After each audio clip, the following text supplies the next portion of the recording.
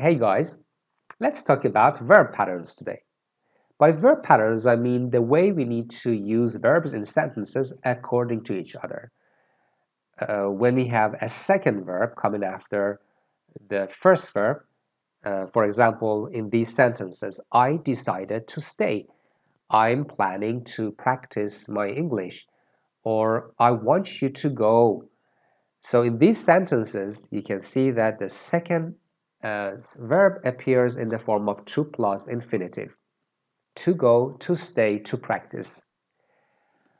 Okay, but there are some verbs that make the second verb coming after them further in the sentence appear in the form of gerund, ing form. So let's look at some of them, and I'm trying to divide them in 3 different videos to make it easier for you to digest. Okay, let's get started with the first one. Enjoy. Enjoy doing something. So you can't say, I enjoy to play football. You must say, I enjoy playing football. Now, what about verbs like, dislike, hate, and love? For these verbs, either of the forms for the verb coming after them in a sentence is possible. You can either say, he likes reading books or he likes to read books. There is a slight difference between the meanings of the two forms, though. In the first case, he likes reading English books. There is a sense of a general liking or a general partiality in doing something. But in the second case, he likes to read English books. It has a sense of would like or want, a situational liking or choosing to do something. So maybe we can change the sentence slightly like he likes to read an English book. But he likes reading English books in general.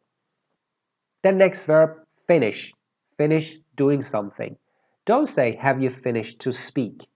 Say, have you finished speaking? And what about the verbs that mean start?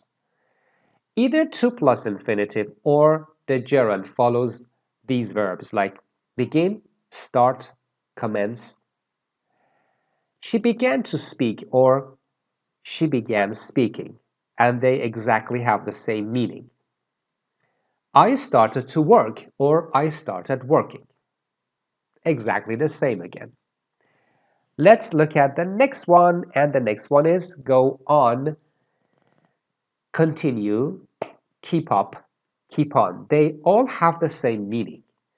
And you don't say the music went on to play all day. Say the music went on playing all day. Let's look at more examples with synonyms. Keep on, keep up. She kept on playing the piano, or she kept up playing the piano. Let's continue walking. The next verb, mind, and we usually expect to see this verb in sentences in a negative form. Do you mind if I smoke here? Yes, I do. It's a negative answer. It means, don't smoke, please. I hate secondhand smoke. Do you mind if I open the window?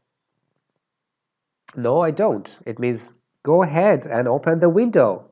You have the green light. Do you mind closing the door?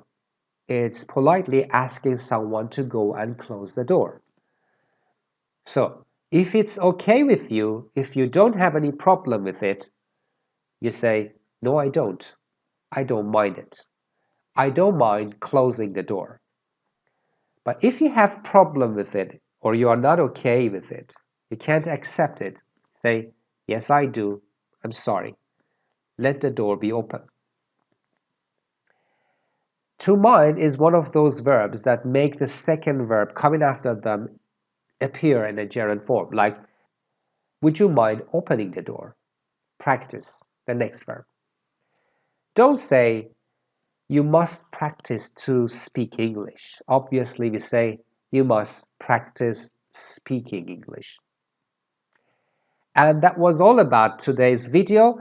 I'm going to continue verb patterns in 1 or 2 more videos, and I hope it's going to be useful for you. If you liked it, don't forget to press the like button and share it. See you soon and stay healthy.